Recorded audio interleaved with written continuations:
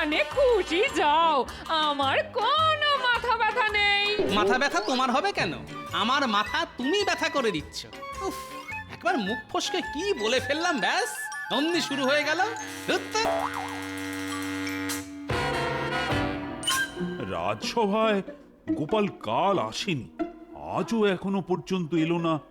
না, আমার বিশেষ চিন্তা হচ্ছে। আপনি শুধু শুধু চিন্তা করছেন মহারাজ। গোপাল এমনিতেই ভীষণ কুঁড়ে, এটা তো সবাই জানে। মন্ত্রী, তাহলে তুমি বলতে চাইছো রাজসভায় আসতেও গোপালের আলস্য? না না না, এটা আমি বিশ্বাস করতে পারছি না। মহারাজ, গোপালের সব কিছুতেই আলস্য। আমি একটার পর একটা উদাহরণ আপনাকে দিতে পারি। তা কিরকম শুনি? আপনি যখন কোনো সমস্যার কথা বলেন, তখন আমরা সবাই কত রকম আলোচনা করি, কিন্তু গোপাল প্রায় চুপ করে থাকে। আমি এই ব্যাপারে গোপালকে জিজ্ঞাসা করেছিলাম। গোপাল আমার কথার উত্তরে কি বলেছিল জানেন? না, জানি না, তা এখন বলো। গোপাল আমাকে বলেছিল ওর কাজ হচ্ছে মহারাজকে হাসানো, কারণ ও রাজসভার মাইনে করা ভাঁড়। জটিল আলোচনায় নাকি ওর নিজেরই হাসি পায়, তাই চুপ করে থাকে। বেশ বেশ বেশ, আরও আছে মহারাজ। আচ্ছা, সে কথা না হয় পরে শোনা যাবে। তার আগে জানতে চাই গোপালের খবর কারো কাছে আছে কিনা। মহারাজ, গোপালের সাথে আমার আজ সকালে দেখা হয়েছিল। তো সেই কথাটা আগে বলবে তো। আমি দেখলাম গোপালের মুখ ভার। প্রশ্ন করাতে বলল ওর বাড়ি নাকি ভেঙে গেছে। গোপালের বাড়ি ভেঙে গেছে? কি সর্বনাশ! তাহলে গোপাল কি এখন পথে বসে আছে? না মহারাজ, ওরকম ভাঙেনি যাতে গোপাল পথে বসে। তুমি কি নিজের চোখে দেখেছো পণ্ডিত? না মানে কি বলেছি মহারাজ, দেখুন আর একটা নমুনা। গোপাল হচ্ছে মিথ্যে কথা বলার রাজা। আসলে নানা ছুতোয় ওর আজকে কামাই করার শখ। দেখুন, বৃষ্টিতে নদীতে ভালো মাছ পেয়েছে, সেই মাছ বসে বসে ধরছে।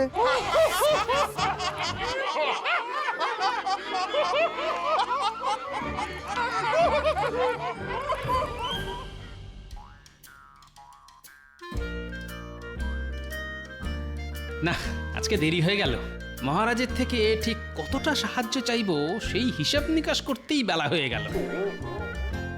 সাবধানের মার নেই মহারাজ, দেখবেন গোপাল এসেই ওর বাড়ি ভাঙার কথা বলে সাহায্য চাইবে। আহা, আগে গোপালকে আসতে দাও। তবে মহারাজ, গোপালের কুষ্ঠিতে কিন্তু আমি বাড়ি ভাঙার লক্ষণ দেখতে পাচ্ছি।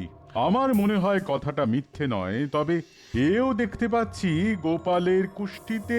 আপনি বরং মহারাজের কুষ্টি নিয়ে ভাবলে আমাদের এই কৃষ্ণনগরের উন্নতি হয়।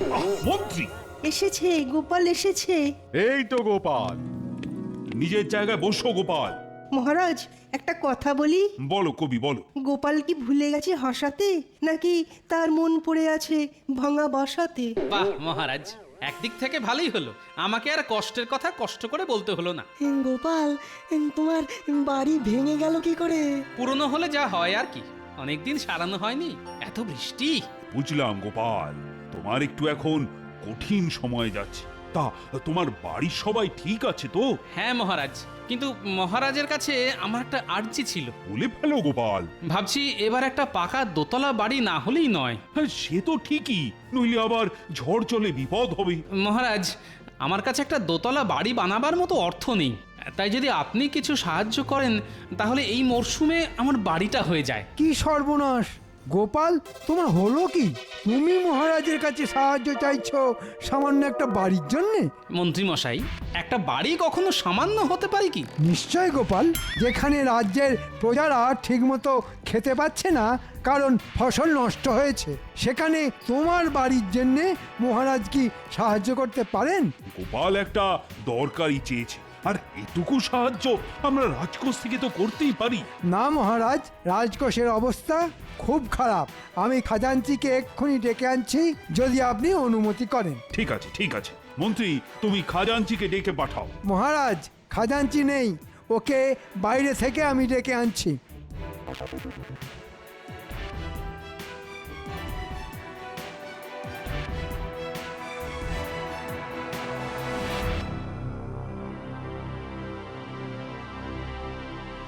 মন্ত্রী মশাই, না বলছি আপনি আমাকে এখানে ডেকে আনলেন কেন? মানে আপনি বললে আমি সোজা রাজসভাতেই। এত কথা বলো না খাজাঞ্চি, আমি যা বলছি মন দিয়ে শোনো।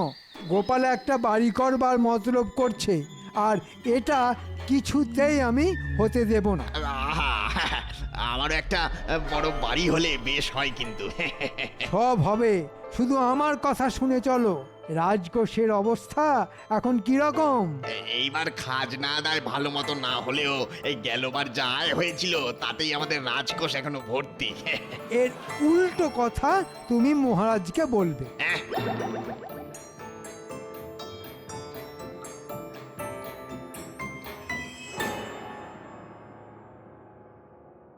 মন্ত্রী, তোমার অনেক দেরি হলো যে। মহারাজ, আমি খাজাঞ্চিকে খুঁজেই পাচ্ছিলাম না। খাজাঞ্চি ওর বাড়িতে ছিল না। ওরও মহারাজ বাড়ি অনেকটা ভেঙে গেছে, তাই নির্জনে বসে কাঁদছিল, তাই না খাজাঞ্চি? আগে হ্যাঁ মহারাজ, মানে ভাবতেই আমার এখন কান্না পাচ্ছে। আচ্ছা আচ্ছা, ঠিক আছে, এখন কেঁদো না। মহারাজ, আমাদের খাজাঞ্চি শুধুমাত্র ওর বাড়ি সারাতে চায়, সেটা প্রয়োজন, আর সেটাও করা যাবে না। আপনি খাজাঞ্চির মুখ থেকেই শুনুন। মহারাজ, আমাদের খুব দুর্দশা চলছে। আমাদের না প্রজাদের খাজাঞ্চি? আমি প্রজাদের কথাই বলছি মহারাজ। এই অবস্থায় রাজকোষের ভাঁড়ার শূন্য। এখন আমি মরে গেলেও আপনার থেকে সাহায্য নিয়ে আমার বাড়ি সারাতে পারবো না মহারাজ। আহা, দেখেছেন মহারাজ, দেখেছেন কি অসামান্য দেশভক্তি? আর গোপাল সেখানে একটা আস্ত বাড়ি, তাও আবার দোতলা। হ্যাঁ, আমাদের রাজকোষের এত খারাপ অবস্থা হলে তো দেখছি নবাবের কাছে মুখ দেখানোই দায় হয়ে উঠবে। এই সব হলো মন্ত্রীর শয়তানি, আমি বেশ বুঝতে পারছি, কিন্তু উপায় আমি খুঁজে পেয়েছি।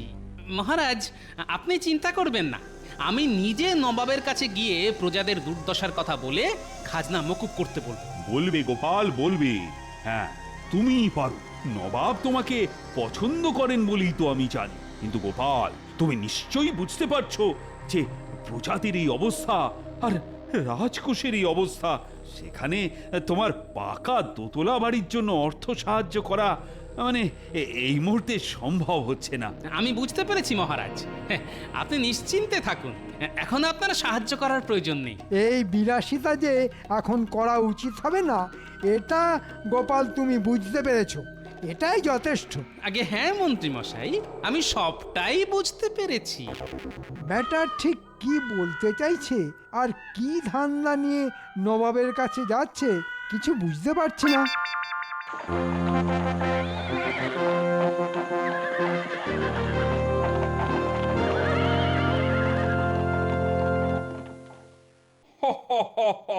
গোপাল, তোমাদের রাজা কৃষ্ণচন্দ্রের এমন অবস্থা যে তোমার একটা বাড়ি করার জন্য সাহায্য করতে পারছে না। আগে নবাব বাহাদুর, কি বলবো, আপনি নিশ্চয়ই জানেন কৃষ্ণনগরে কি পরিমাণ বৃষ্টি হয়েছে, প্রায় বন্যার অবস্থা। নদীর পাড়ে অনেকের বাড়ি ধসে তলিয়ে গেছে। দুদিন পরে আমার এই মাটির বাড়িও নদীর বুকে তলিয়ে যাবে, তাই বাড়িটা করা খুব প্রয়োজন। গোপাল, তোমাকে তো আমি বহুদিন আগেই আমার দরবারে চেয়েছিলাম। তোমার মতন একজন রসিক লোকের আমার খুব প্রয়োজন। তুমি আর তোমার গিন্নি এই মুর্শিদাবাদে এসে থাকতে পারো। আগে তা হয় না নবাব বাহাদুর, কৃষ্ণনগরের সঙ্গে আমার আত্মার টান, আমার সবকিছু তো ওখানেই কিনা। আর তুমি কি না মুর্শিদাবাদে এসেছো নবাবের কাছে বাড়ি তৈরির সাহায্য প্রার্থনা নিয়ে? আমি অনেক আশা নিয়েই এসেছি নবাব বাহাদুর। তোমাকে সাহায্য আমি করতেই পারি, কিন্তু কেন করব সেটাই হলো আসল কথা।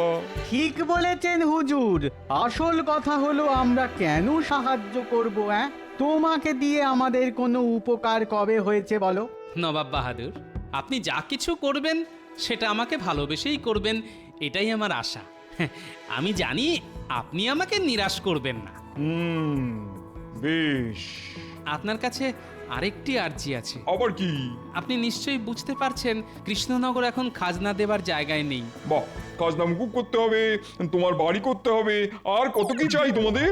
নবাব বাহাদুর, চাওয়ার কি কোনো শেষ আছে? তবে অন্য উপায় দেখি না যে। ঠিক আছে ঠিক আছে, খাজনা মুকুব। আমি খবর পেয়েছি এইবার সত্যিই ফসল নষ্ট হয়েছে। একই সাথে আমার বাড়িও নষ্ট হয়েছে। তোমার একটা দোতলা বাড়ি চাই, কিন্তু গোপাল তোমার তো বয়স হয়েছে, দোতলা বাড়ি নিয়ে কি করবে? সিঁড়ি ভেঙে উঠতে নামতে হাঁপ ধরে যাবে। আমারই হয়, আর তোমার বয়সের তো কোনো ঠিক ঠিকানা নেই। না নবাব বাহাদুর, আমার দোতলা বাড়ি চাই, সেই জন্যই আমি এত দূর চলে এসেছি। এমনি এমনি তো হবে না গোপাল, তোমার একটু বুদ্ধি খরচা করতে হবে। আমি দেখতে চাই তোমার বুদ্ধির ধার এখনো আছে নাকি সেখানে মরচে পড়েছে। যদি মরচে পড়তে দেখি তাহলে বুঝবো তুমি সত্যিকারের বুড়ো হয়েছো। কিন্তু কোনো কিছু নয় গোপাল, কোনো কিছু নয়। সত্যিকারের বুড়ো হলে তোমার আর দোতলা বাড়ি হবে না। তা নবাব সাহেব, আমাকে কি করতে হবে? তুমি যদি সিঁড়ি বা মই ছাড়া আমার দোতলা মহলের একেবারে ওপরে উঠতে পারো, তবেই একমাত্র তুমি তোমার বাড়ি করার জন্য সাহায্য পাবে। তুমি করে দেখাও, আর কোনো কথা নয়। বেশ, তাই হবে। আমি সিঁড়ি বা মই ছাড়া আপনার দোতলা মহলে উঠে যাব। এ কি, তোমার কি পাখির মতো ডানা গজাবে নাকি? আহ, আহ, আহ, আহ, আহ, আহ। আপনি প্রস্তুত থাকুন নবাব সাহেব, ওই দোতলা মহল থেকে আপনি আমার গলার স্বর খুব শিগগিরই শুনতে পাবেন। বেশ, আমি তোমার গলার স্বর শোনার অপেক্ষায় রইলাম।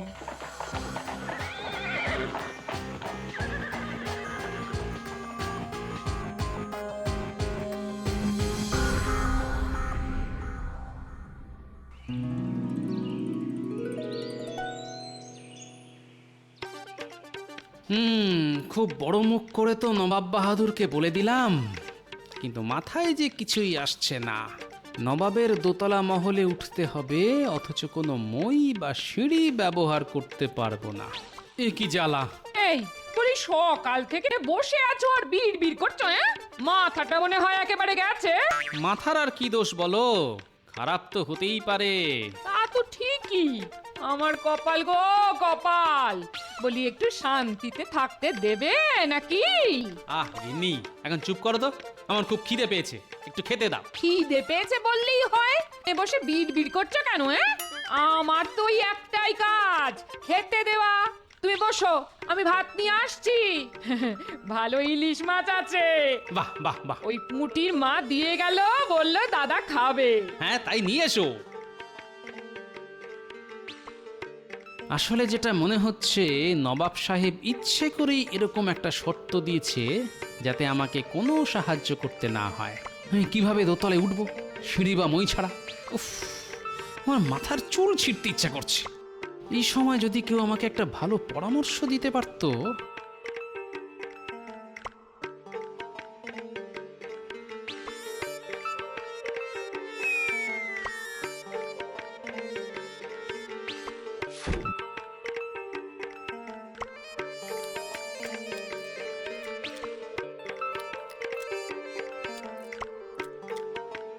আরো একটা মাছ দাও দেখি, আর কয়েক হাতা ভাত দাও। বাবা, লোকের মুখে শুনি বয়সকালে খাওয়া কমে যায়, এর দেখি উল্টো। যতদিন যাচ্ছে তত খাওয়া বাড়ছে, বেড়েই যাচ্ছে। খেতে হবে না, কত চিন্তা আর পরিশ্রম বলো তো আমার। পরিশ্রম করলে এই আমার খিদে বেড়ে যায়, বুঝলে? কি ছাইপাশ বসে বসে চিন্তা করছো আর বলছো কিনা পরিশ্রম করছো? তোমার কোনো কাজ নেই, সারাদিন ঝুড়ি ঝুড়ি খাও আর হাতির মতো ভুঁড়ি বাড়াও। কি বললে গিন্নি? হাতি? বাহ গিন্নি, তোমার জবাব নেই। আমলো যা, হাতির কথা শুনে এত আনন্দ হলো কেন? ভীমরতি একেই বলে। ওর নাম কি মাহুত? নাম ওর চঞ্চল, কিন্তু কিন্তু ও খুব শান্ত হাতি, যা বলি তাই শোনে। বাহ, তাহলে তো বেশ। এই শোনো, মুর্শিদাবাদ যেতে হবে, বুঝলে? অনেকটা দূরের পথ। তা তোমার চঞ্চল শান্ত থাকবে তো? আগে উপযুক্ত পারিশ্রমিক পেলে চঞ্চল শান্ত থাকবেই। হ্যাঁ হ্যাঁ, বুঝেছি বুঝেছি। আগে চলো, ঠিক মতো থাকলে পারিশ্রমিক নিয়ে চিন্তা করতে হবে না। আজ্ঞে হুজুর, যথা আজ্ঞা।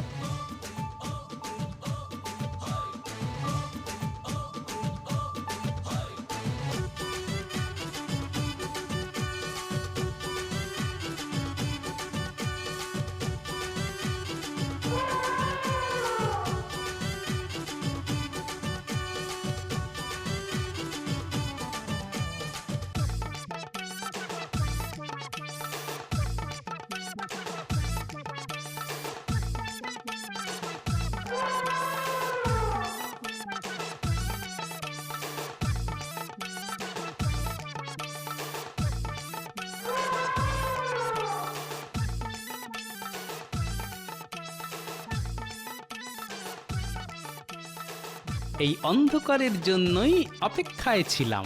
চল রে চঞ্চল, আস্তে আস্তে ওই দোতলা মহলের পিছনে গিয়ে দাঁড়াই।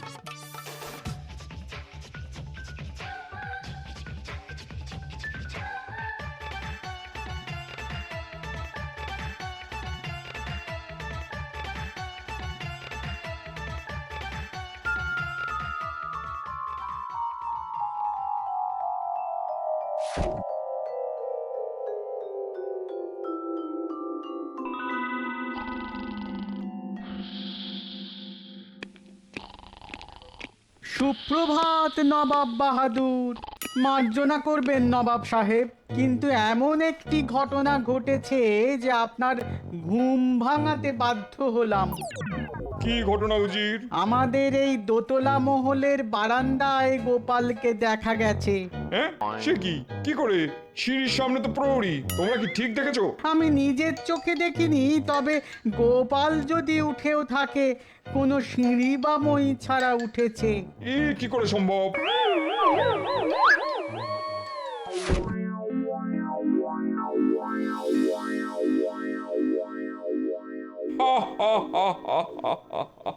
কেউ নেই উজির। আগে যে গুজব ছড়াচ্ছে তার আমি গর্দান নেবো। নবাব বাহাদুর, তাই তো, টুকি এ তো গোপালেরই গলার স্বর, টুকি। কিন্তু ওকে দেখা যাচ্ছে না কেন?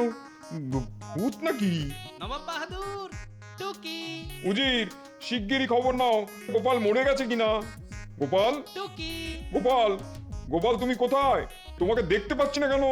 যদি মানুষ হও তাহলে সামনে এসো, আর যদি ভূত প্রেত অন্য কিছু হও তাহলে এক্ষুনি চলে যাও। না শুনলে নবাব সাহেব, ভূত হলে তো গর্দানও নেওয়া যাবে না। হ্যাঁ হ্যাঁ নবাব বাহাদুর, আমি মানুষই আছি বটে। তুমি উঠলে কি করে? চঞ্চল,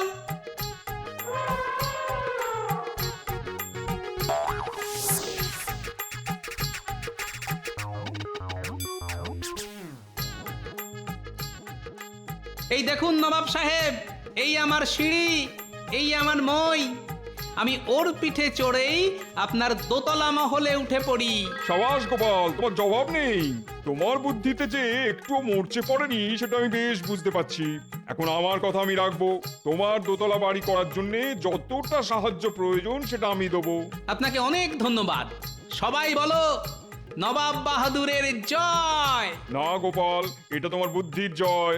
জয় গোপালের জয়, জয় গোপালের জয়।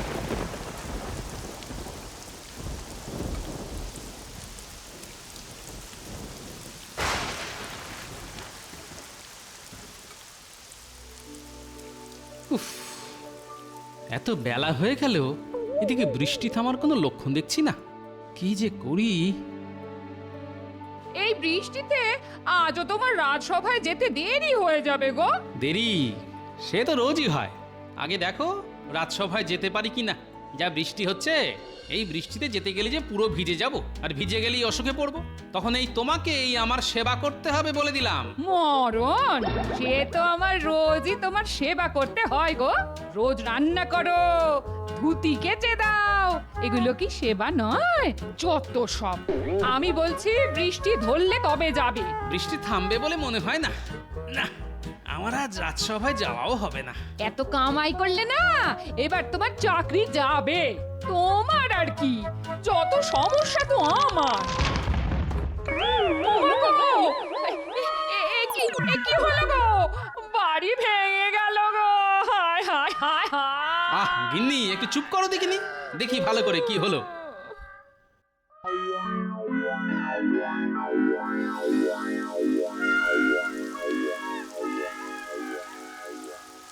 কি গো, তুমি আবার দাঁড়িয়ে ভিজছো কেন গো? এক্ষুনি ঢুকে এসো, ঢুকে এসো বলছি।